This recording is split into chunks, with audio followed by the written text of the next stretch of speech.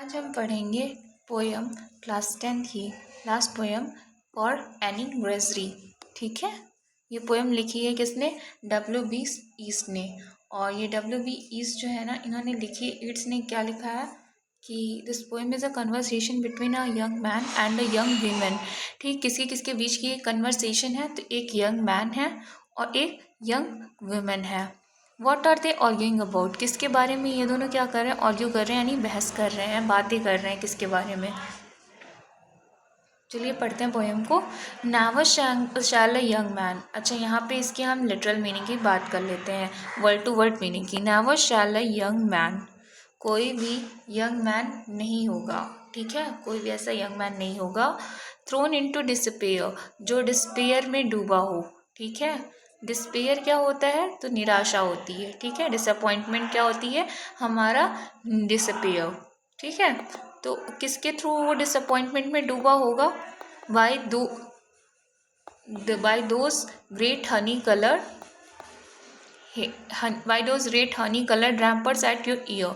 तो रैम्पर्स मतलब क्या होता है? एक बाउंड्री होती है। ठीक है, यहाँ पर पोएम में नीचे आपके दिया भी हुआ है इसकी मीनिंग कि रैम्पर्स मतलब क्या होती है?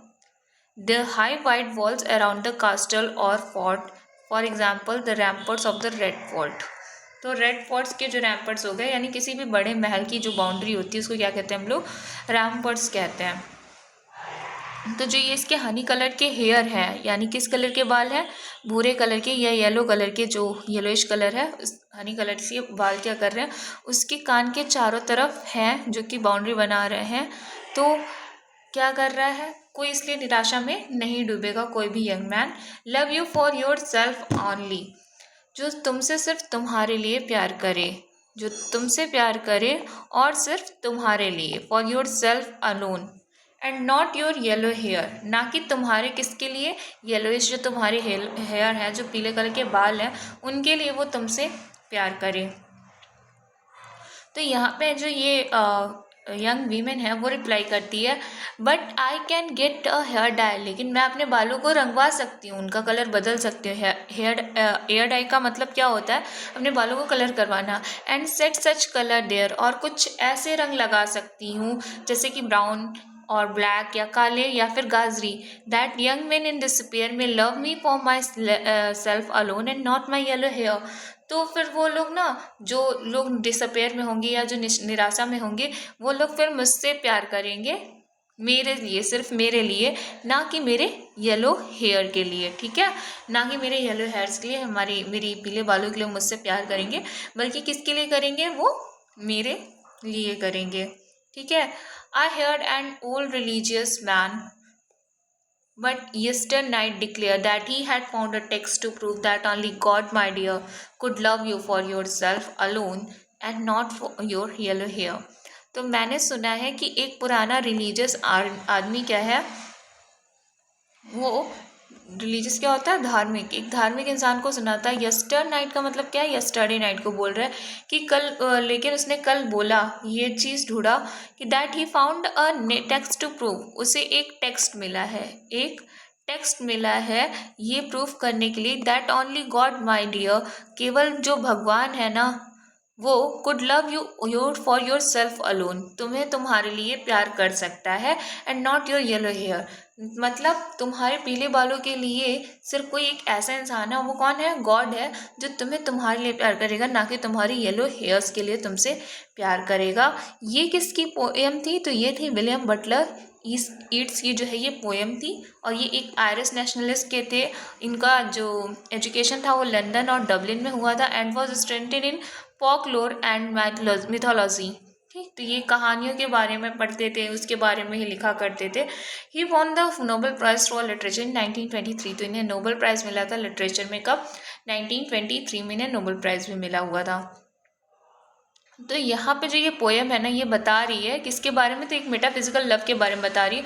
मतलब ऐसे इंसान के बारे में ये पोएम बता रही है, ऐसी चीज़ों के बारे में जो कि क्या करे ना, थीम एक तरीके से कह सकते हो आप कि एक ऐसे पर्सन की यहाँ पे डिस्कवरी की जा रही है जहाँ पे वो पर्सन क्या करे ना, आपको आपके लिए प्यार करे, ना कि आपकी कोई क्वालिटीज़ हों या फिर कोई और अदर फीचर्स जिसकी वजह से वो आपको क्या करे, मतलब एक्सटर्नल ब्यूटी से ना अट्रैक्ट होकर आपकी इंटरनल ब्यूटी पर वो ध्यान दे। ठीक है, इसके बीच में ये बहस हो रही है।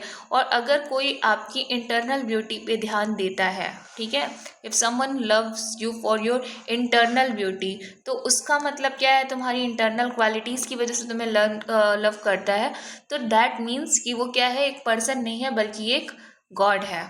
ठीक है, सिर्फ गॉड ही क्योंकि ऐसा कर सकते हैं। और अगर कोई तुम्हारी इंटरनल ब्यूटी के लिए तुम्हें लव करे तो समझ जाना कि वो कौन है, वो गॉड है। ठीक है, तो ये हो गई तुम्हारी पोएम। अब हम पोएम के बाद इसकी बात कर लेते हैं पोएटिक डिवाइसेस की। तो यहाँ पोएटिक डिवाइसेस बहुत सारी हैं। पहली बात तो मेटाफर है। मेटाफर कहाँ पे है, तो ये रैम्पर्ट्स, देखो बालों का तो ऐसा कुछ होता नहीं कि बाउंड्री होती है, लेकिन यहाँ पे फिर भी बालों को बाउंड्री कहा गया है। ठीक है, रैम्पर्ट्स एट योर ईयर क्यों कहा गया है, ऐसा कहा गया है, तो यहाँ पे क्योंकि वो बैरियर्स का काम कर रहे हैं। ठीक है, कानों के चारों तरफ उन्होंने बैरियर्स बनाए हुए हैं, तो दैट्स वाई यहाँ पे जो ये रैम्पर्ट्स है इसको हम यहाँ पे क्या कर सकते हैं, एज अ मेटाफर ले सकते हैं।